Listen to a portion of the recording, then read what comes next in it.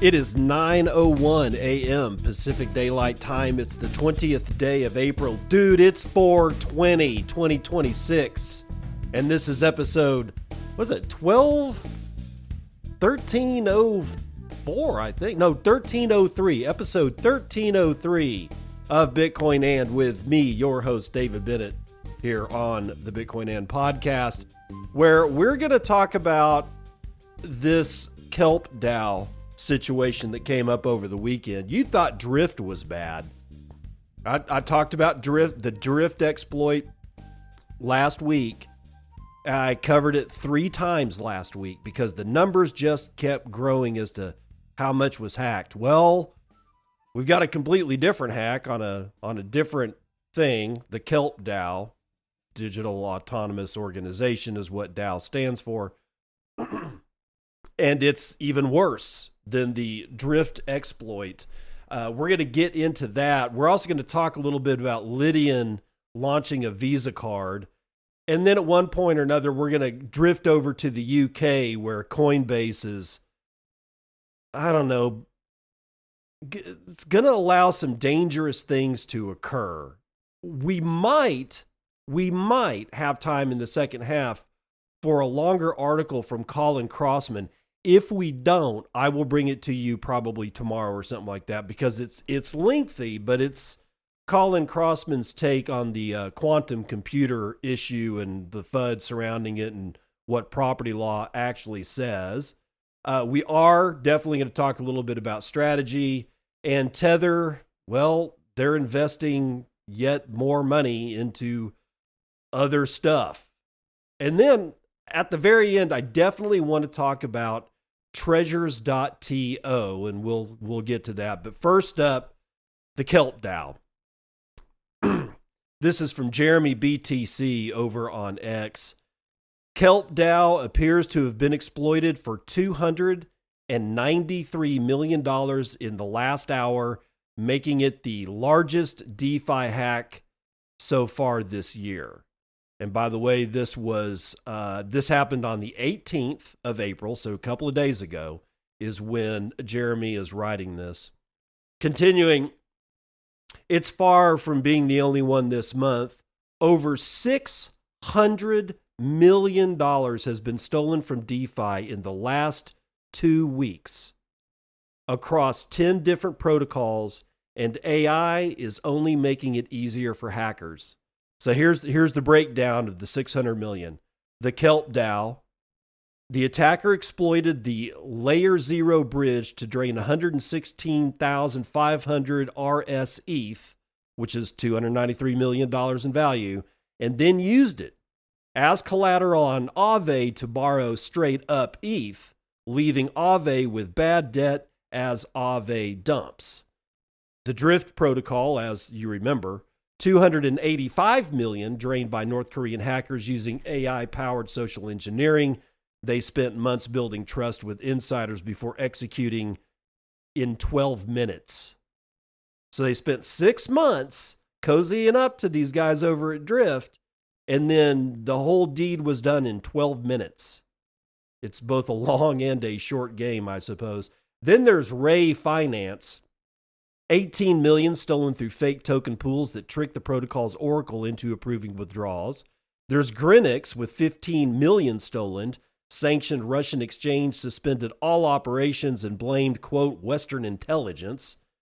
Hyperbridge, where attackers minted 1 billion fake bridged DOT with a notional value of over $1 billion, but only extracted about $237,000 worth because, liquidity was thin.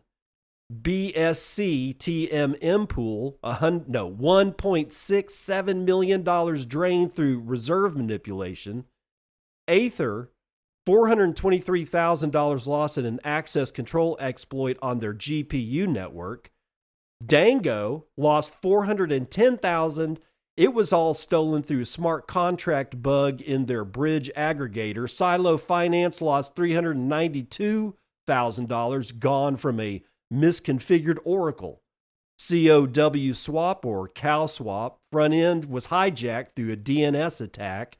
The site redirected to a phishing page, and then Xerion hit by North Korean social engineering, and the credentials were stolen. The attack surface is expanding faster than the defenses. This is only going to get worse.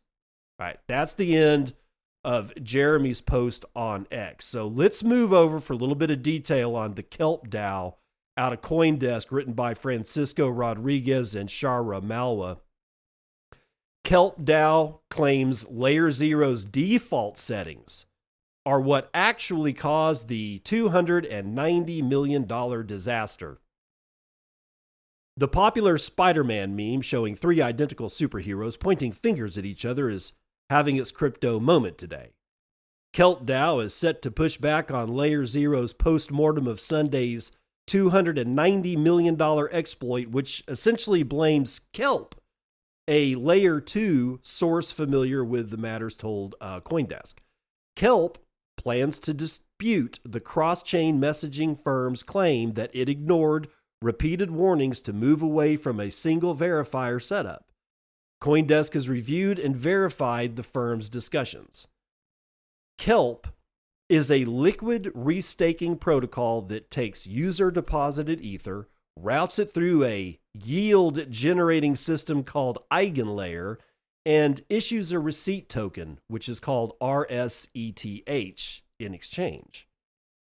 LayerZero is the cross-chain messaging infrastructure that moves said RSETH between blockchains using entities called DVNs, decentralized verifier networks, to verify whether a cross-chain transfer is valid. On Saturday, attackers drained 116,500 RSETH, worth about $290 million, from Kelp's LayerZero powered bridge by poisoning the servers that LayerZero's verifier relied on to check transactions.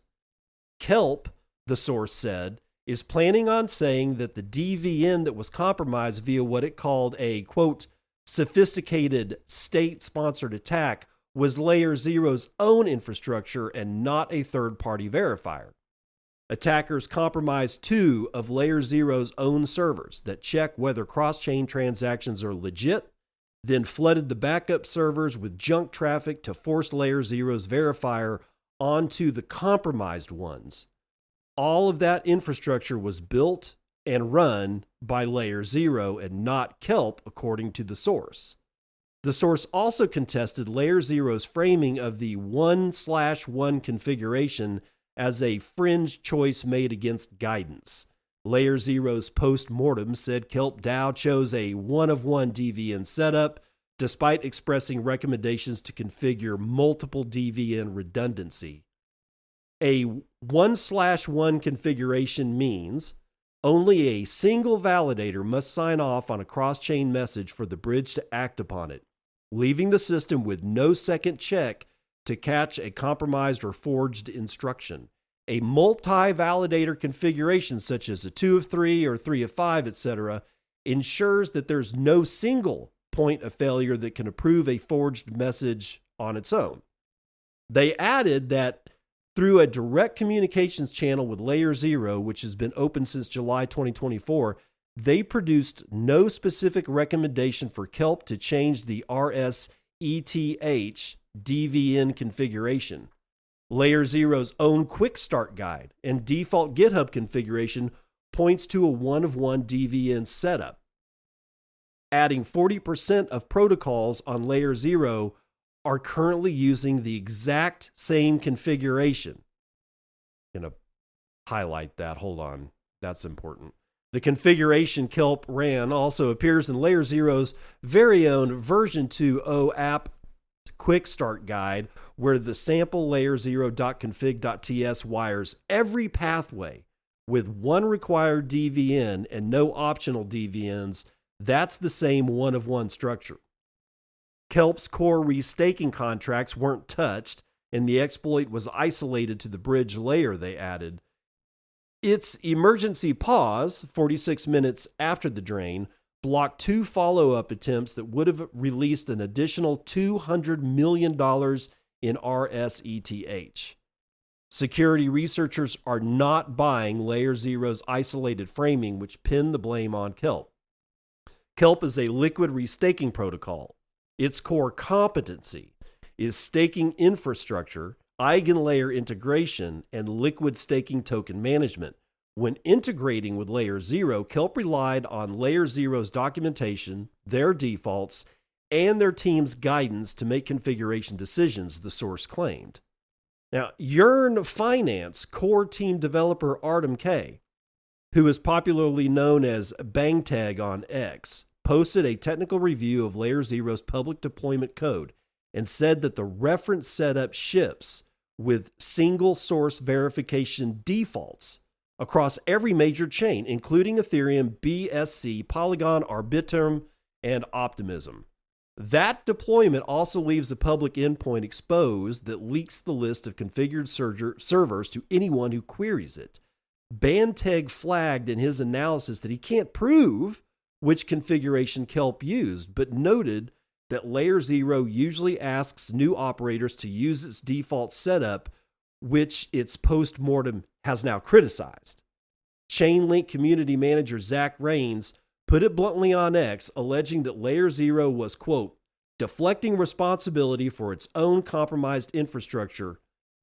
He accused the company of throwing Kelp under the bus for trusting a setup LayerZero itself supported.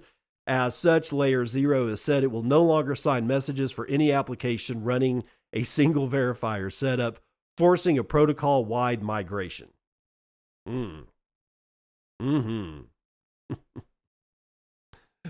There's also another story here. LayerZero is blaming Kelp's setup for the $290 million exploit and attributes it to a North Korean group called Lazarus, which we all know and love. I'm not going to read that story because there's just too much here. So let's get through one of the particulars here. I highlighted this earlier. LayerZero's own quick start guide and the default GitHub configuration point to a one-of-one DVN setup, the source told CoinDesk, adding that 40% of protocols on LayerZero are currently using the same configuration. All right, so 40% of the protocols are still on the default settings of a one-of-one verifier. All right, so that's it's almost like shooting fish in a barrel at that point. But the wider point is this. We've known for years, ever since SushiSwap, the original DeFi protocol, when it first dropped in the summer of, I can't remember what it was, 2019 or 2020, somewhere around there. When that thing dropped, it was almost immediate that people started really digging into the code base and seeing what it did, and were saying, a lot of people, just dismissed all the warnings, but the warnings were basically, this is a mess. This code is so full of holes. There's so many different ways to exploit a smart contract or spoof a loan or do what's called like an insta loan, where you literally are kind of like doing a temporal arbitrage. You take the loan, but before somehow or another it's registered, you've offloaded that loan somewhere else, and all of a sudden you just end up with free money. It's more complicated than that, but bear with me, right? Because it's still a little bit above my pay grade here. But we've known this for years. We've known that DeFi in general has what's called a very large attack surface. There's lots of places that have weak points in the whole of the DeFi ecosystem, for lack of a better term. And those have been exploited time and time again, and nobody seemed to really give a shit. But now I think they're starting to give a shit because of artificial intelligence. See, the bottleneck on running an attack on even something like DeFi, which has a very large attack surface, that there's a bottleneck there. And the bottleneck was this. You kind of needed to know how to exploit code, which means that you kind of needed to know how to read code, which probably presumes that you kind of know how to code. There's a lot of people that do know how to code, but Then you got to take a subset of how many people might actually be evil, and how many of those people that would be evil that know how to code would actually take the time out of their day to try to do something like this. When you get to the bottom rungs of that bottleneck, you're only left with a couple of handfuls of people that have the competency and the will and the time, and pick whatever else you need to have to be able to do these exploits, that would actually do those exploits. And when they did execute the exploits, hundreds of millions of dollars were vaporized. But now we're seeing something different, aren't we? Now we're seeing people who never really know how to code, but still have some logical structures in their brain, able to leverage artificial intelligence, like things like Claude. They're really good at coding. Well, okay, really good is a generic term. I'm just going to let it go, but at least has some coding competency. A lot of this stuff is present on GitHub. A lot of the code of these protocols is fully available because, it was supposed to be open source and all this stuff and decentralized finance, and nobody was going to lock it behind closed doors. So two things are going to happen. One, Jeremy's right. This is going to get a whole lot worse, but I'm going to add to that. It's going to get a whole lot worse, and it's going to happen faster and faster and faster and faster and faster. Because AI right now is just being unleashed. And now anybody, even if they don't have the coding skills, but they do have a necessary, I don't want to really, maybe it is evil, maybe it's not, maybe it's conniving. Who knows? You'd have to be a white hat hacker to act, or an ethical hacker to actually go through all the motions and then see, basically document how you did it and then send all of what you stole back, plus all the notes that you took on how you did it. That's the only, quote, not evil way to do this, kind of, in my opinion. So if there are people out there that are more black hattish, let's call it that, more black hattish, they don't really need to know how to code all that much. They do need to know, hey, can I go get this protocol's code from GitHub? Hey, how do I get, AI to scan this code? Hey, how do I start asking questions like, where are the weak spots? I mean, how would I phrase those queries once I've got this code and loaded into an AI and it's gone through and done a code review? You don't need to know really that much about coding to be able to start executing this on a scale that we haven't seen before. And that's where we are. We are now in an exploitation scale on DeFi that we've never seen before. And this is one of the reasons why I still sleep at night, because it's not that I knew AI was going to do this. I just knew that DeFi was unsafe, and that as long as it had a huge attack surface, it was going to continue to be attacked. But I was surprised, yet not surprised, that the only thing surprising about using AI to do this is that it didn't come sooner. But now we are fully in it. If you have anything to do with decentralized finance, do yourself and your future self and your family and your future family a favor. Get out now. If you're using a protocol that hasn't been hacked, assume that you have 15 minutes. Okay, no, I don't want to cause anybody any ruckus. Just assume that in a couple of days it's going to be hacked. Start prepping your mind to think about, how do I pull this stuff out? And where do I put it? Of course, you just buy Bitcoin and hold Bitcoin, but that's what I tell everybody every day. So that's not a surprise. But this does get worse, and it's not going to stop, and it is going to accelerate. And this is what the hardcore Bitcoiners like myself kept warning about. And of course, we were pointed at and laughed at and called maximalists and everything else under the sun. But right now, man, Ethereum is proving itself to be the Rube Goldberg machine that I always said it was. Pointless, with so many places that it can fail, that it was never in question. But now I think the rest of the world is starting to see just how fragile this entire ecosystem is, because most of it's built around Ethereum. most of it is built around the wild machinations of somebody who thinks that complexity is the way forward. It's not. And here's the way I know that. This is one of my personal first principle philosophies for the rest of my life and has been forever. When you see something occur in nature, in what ways is it complicated and in what ways is it very, very simple? And while both those things can actually be true, it depends on at what point are you looking at? You looking at the molecular biology and the subcellular stuff, at the molecular level, or are you looking at it more from like the tree pops out leaves and all of a sudden the tree is giving shade, whereas in the middle of winter it didn't give shade? This is a simple concept. The mechanisms behind how that happens, it can be complex, but if you dig into molecular biology the way that I have, because that's how I was trained as a cell and molecular biologist, it looks complicated, but it's kind of not.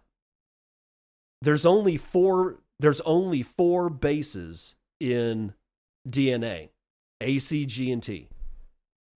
There's only like 20 amino acids.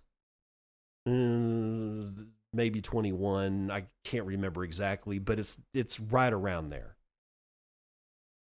And all the complexity that you see is coming out of that. You can add U as a genetic base alongside A, G, C, and T when you get into RNA. But honestly, after you get freaked out in molecular biology enough, and then all of a sudden you start looking at it and go, wait a minute, there's major themes here. And those themes actually end up being pretty simple. 21 amino acids that construct all the proteins that are on the planet today. And all of those proteins, the instruction set to construct those out of the 22 amino acids is given by 4 bases in DNA and a simple chemical substitution when DNA gets turned into RNA, which is what is used to actually give the instructions on how to make the proteins. It's dead simple. When you get to the base layer of biology, this shit is extremely simple. Now, what births out of it becomes complex, but the base layer rule set for biology is very, very, very simple. It is not complex at all. Ethereum is the exact opposite. It begins with complexity, and then that complexity allows a huge attack surface to form. And that's what DeFi is looking at right now. And it's no wonder people like Nick Carter are pointing the finger at Bitcoin and yelling about quantum, because what's really going on is the attack that's happening right now has nothing to do with quantum.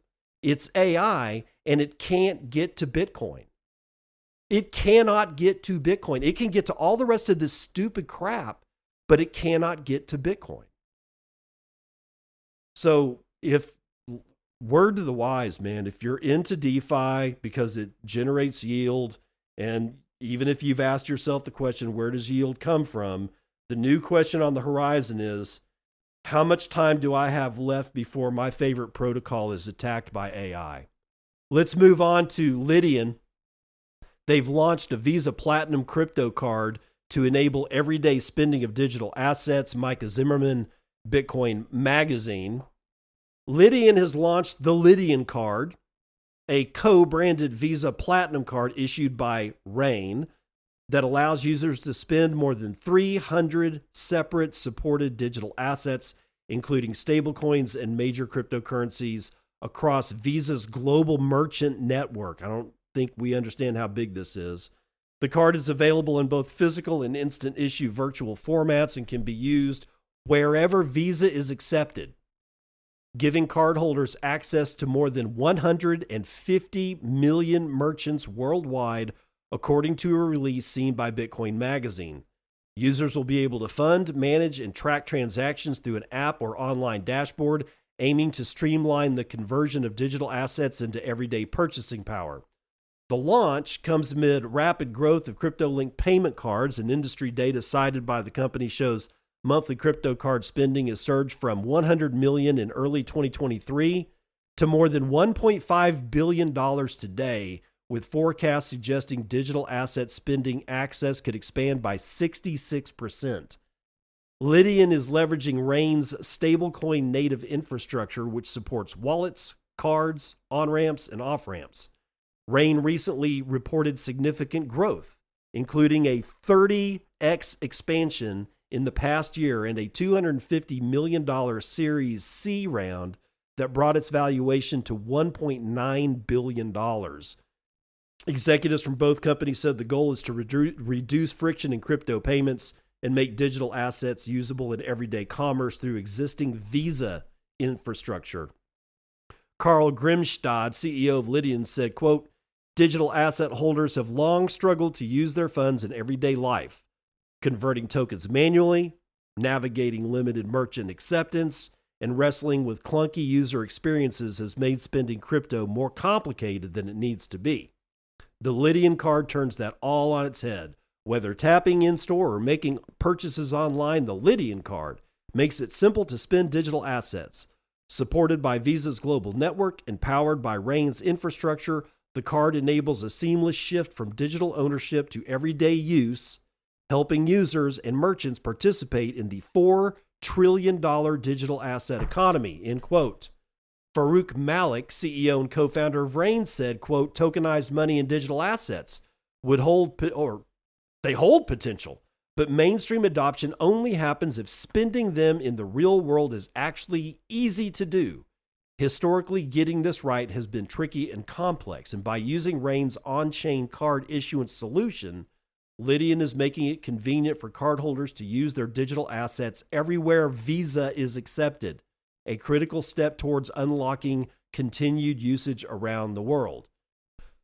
That's the end of the article. So Jack Dorsey threw down the gauntlet when he turned on Bitcoin payments in Square, and Visa has answered with 150 million merchants worldwide now being able to accept Bitcoin and a whole shitload of shitcoins, which is sad, but it is what it is. I can cry about it all day long. It's not really going to do me any good. 150 million merchants. And probably 1% of them will actually know what the hell's going on behind the scenes. If I walk in, I use this Visa card, I pay in Bitcoin. Merchant, never going to see that. Never going to understand. Unless, hopefully there's going to be some kind of back-end process where you can set a default as a merchant to retain some, if not all, of the Bitcoin that is actually spent. But I doubt that that's going to be, if it's not present now, it probably won't be present to the short to medium term. But after that, I think it might be. Still, though, there's one other aspect of this that I want people to be aware of. If I use a Visa card at a merchant, right, now we've got a really huge, publicly visible transaction record that could be subpoenaed by federal authorities to actually see if I'm, being above board with my taxes or something like that. Because right now there's still capital gains tax on Bitcoin and cryptocurrency in general. I wonder. Now, this is tinfoil hattery at its best, but I wonder if somebody called up Visa and said, "Hey, we need you to do this shit." Because if they're using something other than something that, Visa that's got, that you guys will answer the phone when we call and give us exactly what we want when we ask, then we run the risk of not being able to see these transactions. Again, massive tinfoil hattery right there, but yeah, something to consider. Still, 150 million merchants worldwide just got turned on to Bitcoin. Yeah, I know, and stable coins and shit coins, but it is what it is. Hey, let's run the numbers.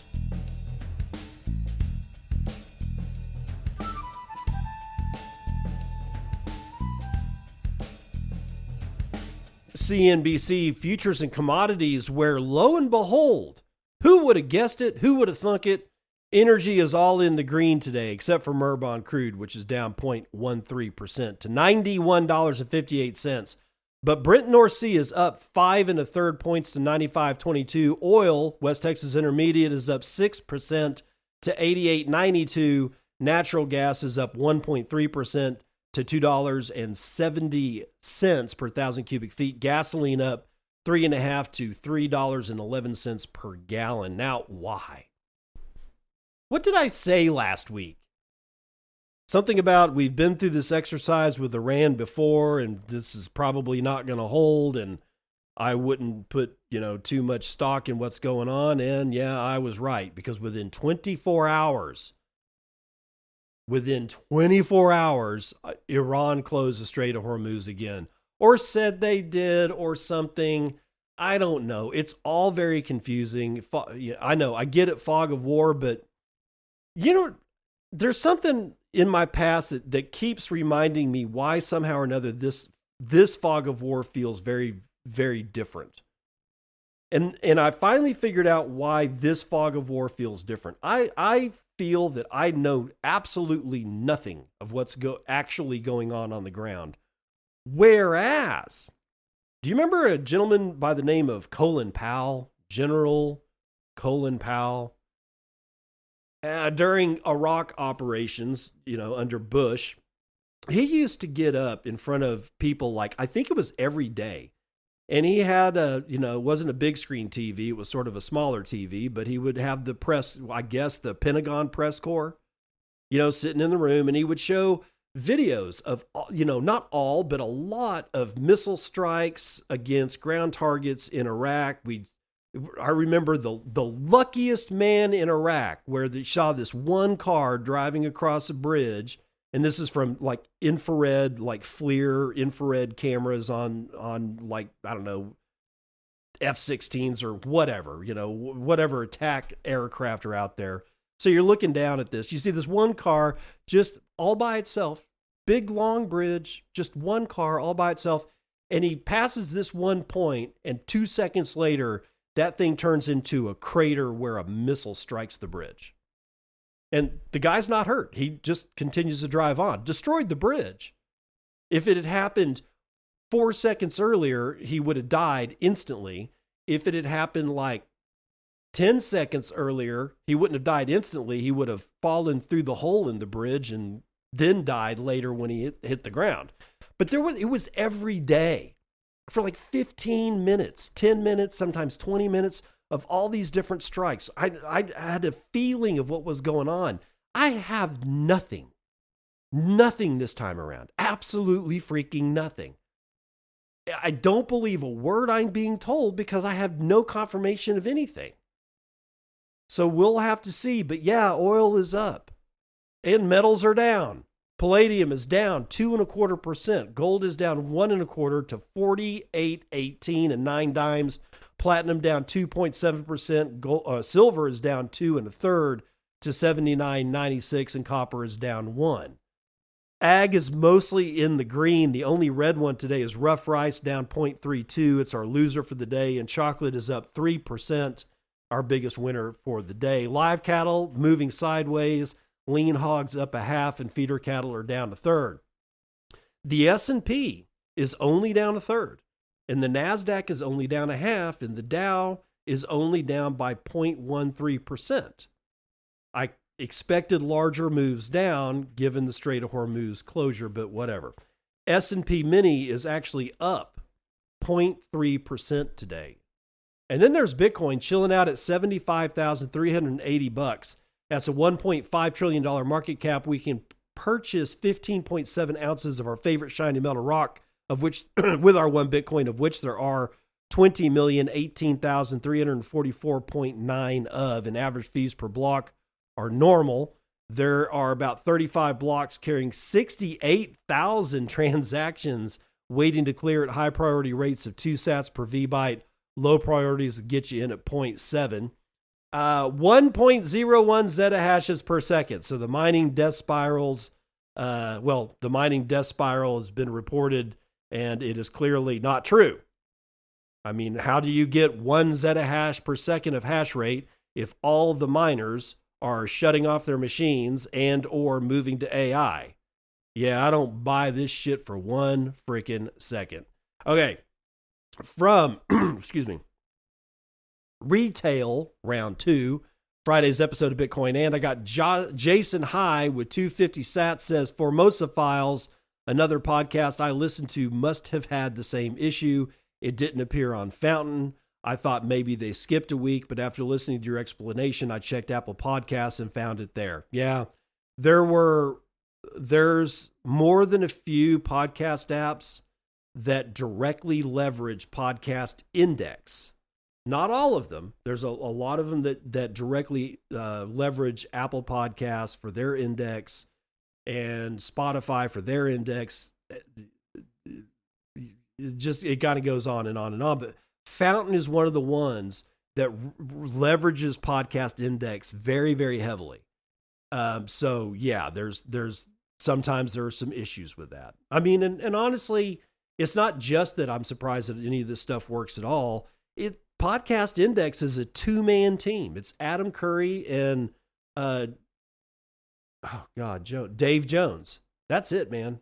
It's those 2 guys. They run that whole show. And that was the backbone of podcasting for years. Apple, when Steve Jobs was still alive, he called Adam Curry in for a meeting and was asking him, can we have your permission to use your Podcast Index to start up the back end of what's going to be Apple Podcasts? And of course, Adam Curry was like, yeah, sure, go right ahead. Knock yourself out, buddy. And over time, things have clearly changed, but still, Podcast Index was the rock solid riverbed from which most of this stuff was built. And it's a 2-man team. So I'm not, I definitely don't want to poke those 2 guys in the eyes. I think they're doing wonderful work, and they basically do it out of the goodness of their hearts. Permanerd with 210 sats says, hi. Right back at you. Nick Dose with 194 sats says, cheers. And that's the weather report.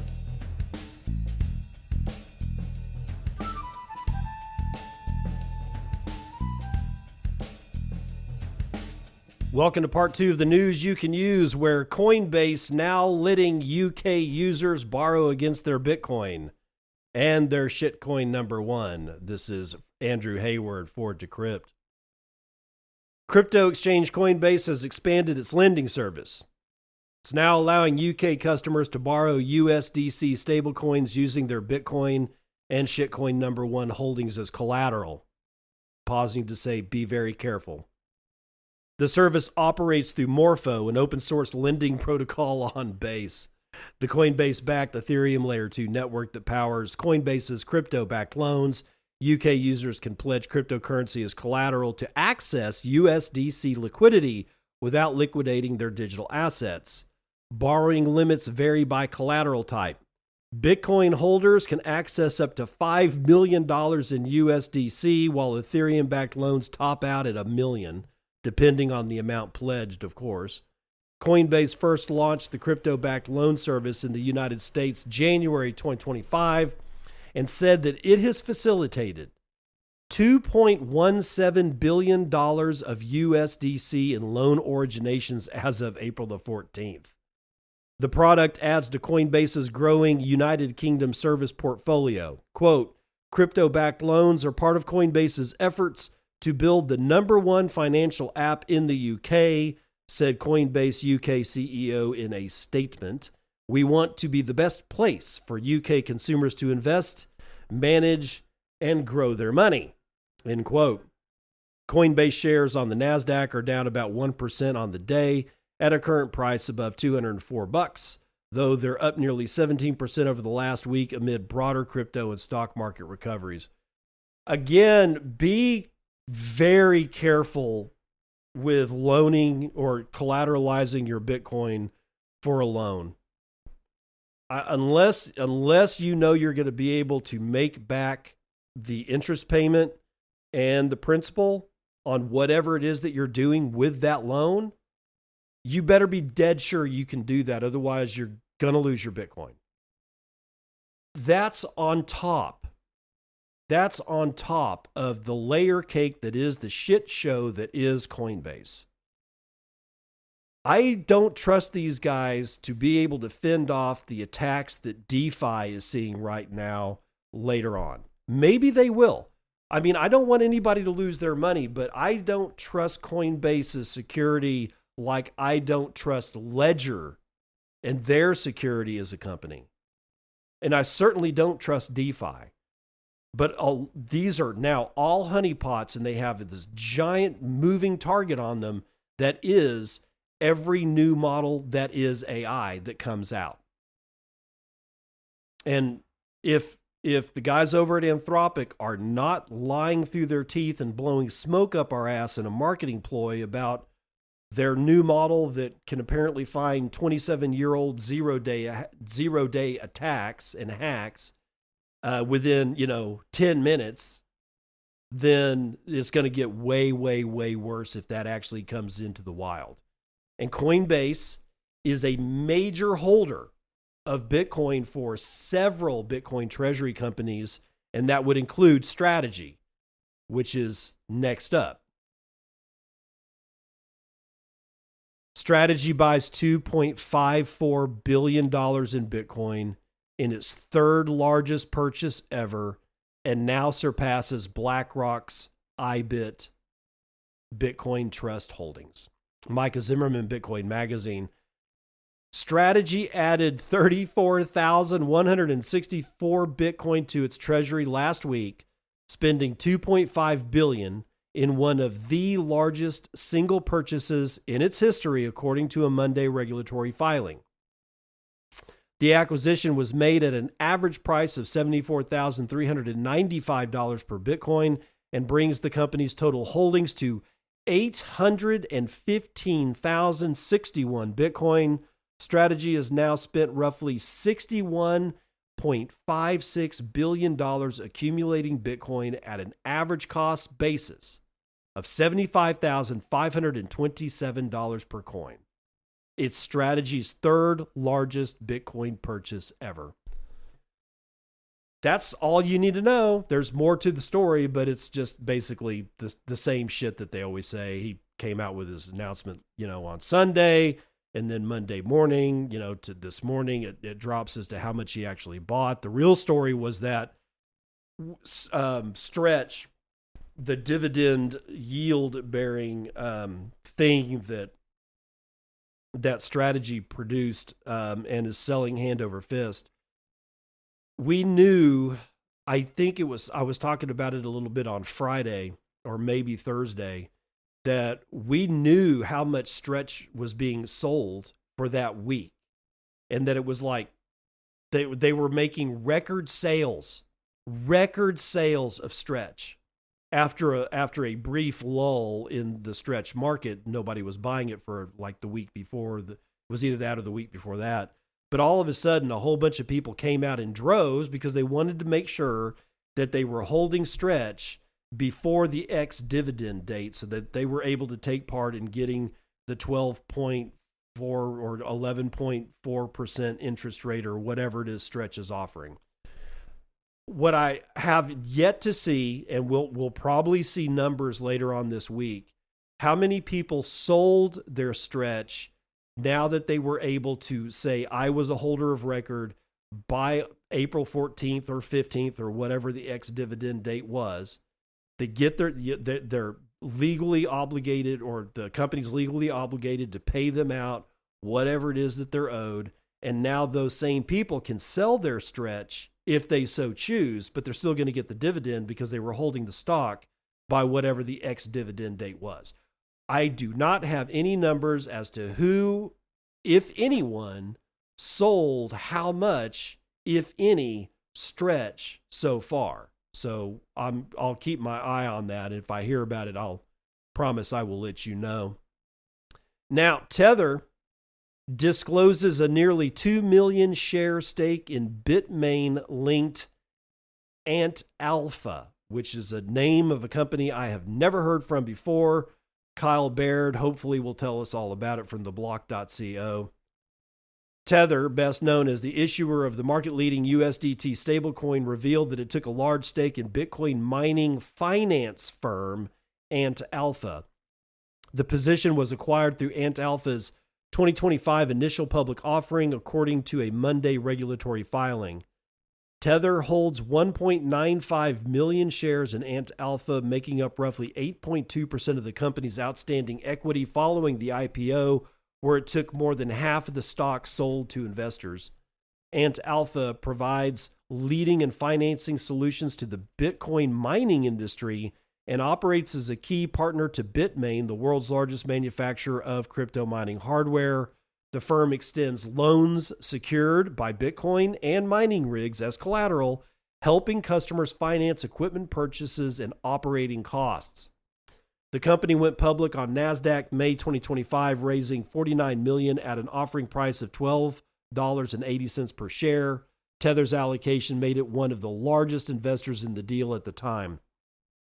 The company reported strong growth in its most recent results, with full year 2025 revenue rising 68% to $80 million and a net income increasing more than threefold to $18.5 million. But shares of Antalpha have struggled. The stock is down more than 27% from its IPO price, trading around $9.30 on Monday. Part of that pressure could likely be attributed to a shift across the Bitcoin mining sector, where several public operators have been scaling back or exiting pure play Bitcoin mining in favor of AI and high performance compute infrastructure. Then can someone please tell me why we are still at 1 zettahash per second in hash rate? If that's true, where's the hash rate coming from? Anybody? Bueller? The investment adds to a growing stack of deals inked by Tether in crypto, AI, and robotics. The firm recently backed a $134 million private placement tied to Stablecoin Development Corporation. That's a public vehicle designed to provide exposure to the Sky ecosystem. In 2026, it also co-led a $7.5 million round in UTXO, a startup building USDT settlement infrastructure on Bitcoin, and participated in a $5.2 million seed round for Arc Labs, which is developing programmable finance rails on the network. Outside of crypto, Tether took a strategic stake in sleep technology firm 8Sleep at a $1.5 billion valuation last month, part of its push into artificial intelligence and consumer hardware. On Monday, RWA startup Kyo announced that Tether had joined its recent $8 million strategic funding round. Tether's going to be a behemoth. It's going to end up being bigger than Coinbase. It'll take a while probably, and maybe even faster than I think, but it is going to be a freaking behemoth. So just be aware. It doesn't matter if you hate Tether just because like you hate stablecoins. It doesn't matter. Tether doesn't seem to be going anywhere, and they are positioning themselves in multiple sectors. And a lot of this stuff is ancillary and directly tied to Bitcoin mining, like this whole financing thing. It's not Bitcoin mining itself, it's the financing of Bitcoin mining. And then you got this 8Sleep technology, which is adjacent to, but not directly artificial intelligence. So they're not only are they positioning themselves directly inside these industries, they're positioning themselves directly adjacent to those same industries. And farming, because they are a major investor in a huge agricultural firm in El Salvador. Farming is going to not escape robotics and AI. It's just not. So they are also adjacent to AI technology when it comes to agriculture. These are really smart moves. Now, they are bold moves, and like the meme says, we'll see if it plays out there, Cotton. But I think Tether's going to end up having a really bright future ahead of them. I mean, they're already crushing it on revenue, so that part they've already got sewn up. But how much they expand, we'll have to see. Here's my worry. Well, I'm not worried about it, but this is my caution. Companies get too big and they bite off more than they can chew by getting so big. I've likened it to a giant insect. There used to be books in the, picture books for kids in the 60s that talked about giant insects in the prehistoric times, dinosaurs and shit. No, there's never been giant insects.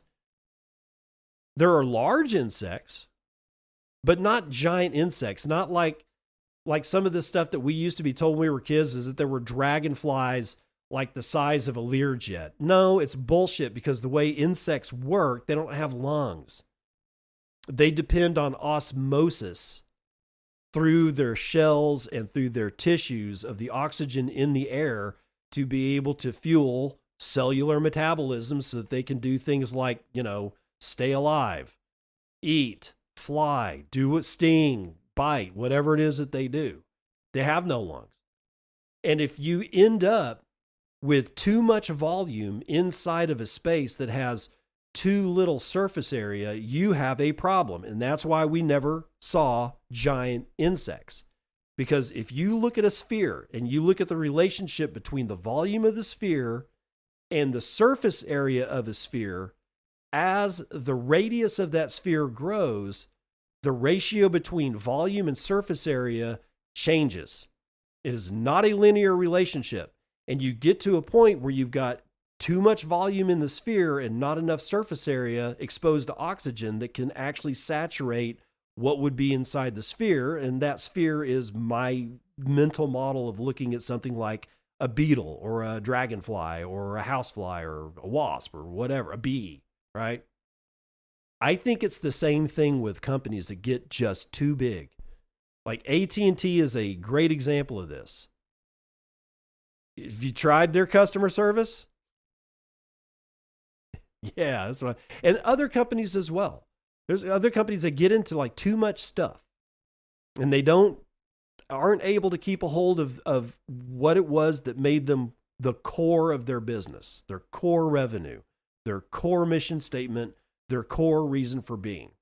And this is the one thing that I look at with Tether's expansion into all these different things that is a cause for concern if they are going to be the kind of behemoth that I think that they're going to be.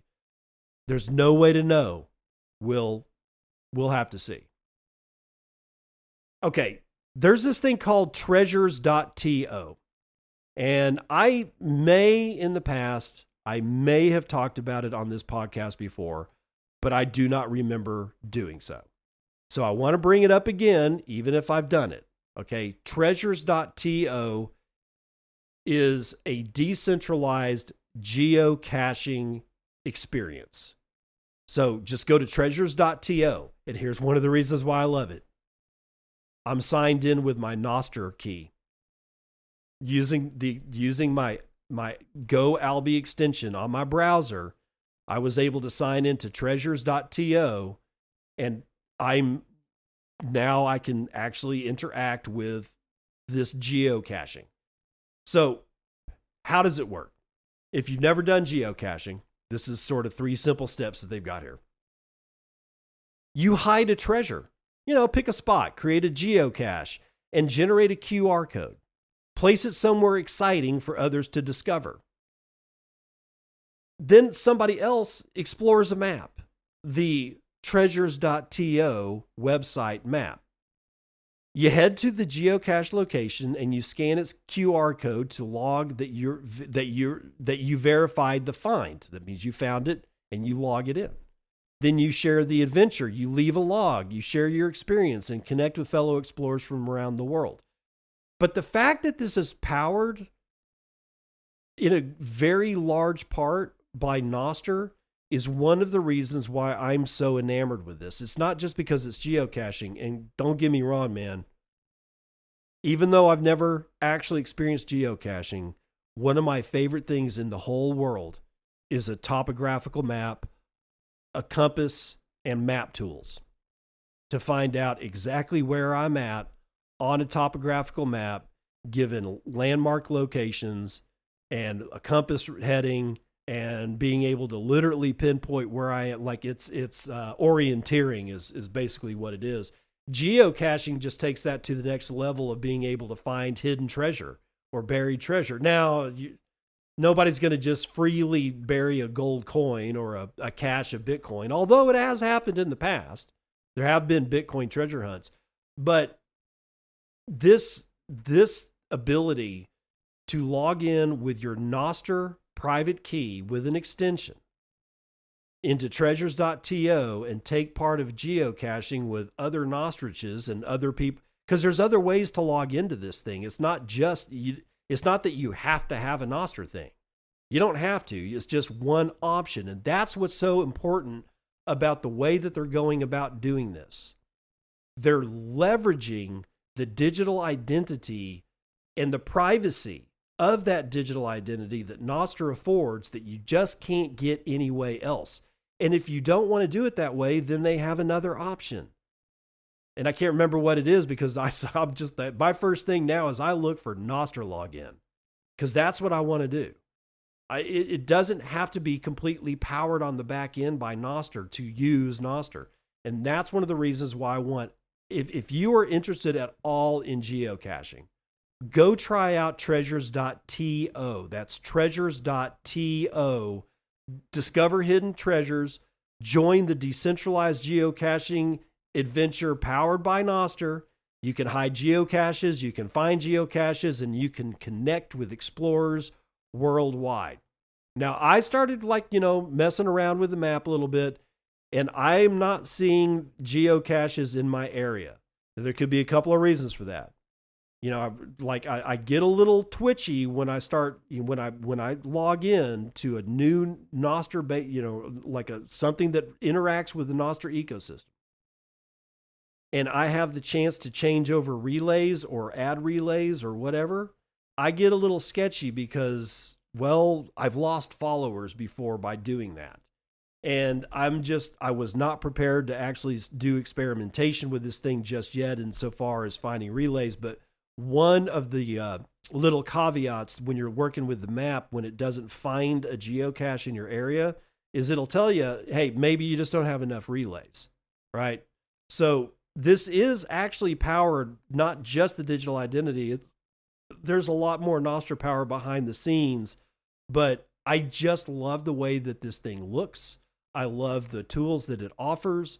I just haven't found a geocache in my area, but so if anybody is in, the western panhandle of Idaho or, eastern Washington, eastern central Washington, somewhere in that area, go geocaching. The one of the mountains that I like to go hike on that's really close to me. It'll be snow free here pretty quick, and I might actually have to go do a little bit of geocaching myself and really play with this thing.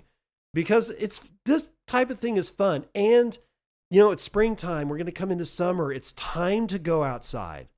It's time to go hiking. It's time to, use geocaching to have a reason to go hike. If you just oh God, I was going to go walk in the woods. Well, now you can do geocaching. You can go hide stuff in the woods, or you can go find stuff in the woods or wherever. It gives you a reason to be outside. One of these days, somebody in the Nostr ecosystem is going to design a best places to go fishing app that is powered by Nostr as well. And I can't wait for that one. All right. So that's the end of the show. It is Monday, starting a brand new week here on 420. I love that it's Monday and it's a 420 day. Go again, treasures.to. That's treasures.to. Get outside. Go touch grass, go geocaching, and I'll see you on the other side. This has been Bitcoin and I'm your host, David Bennett. I hope you enjoyed today's episode and hope to see you again real soon. Have a great day.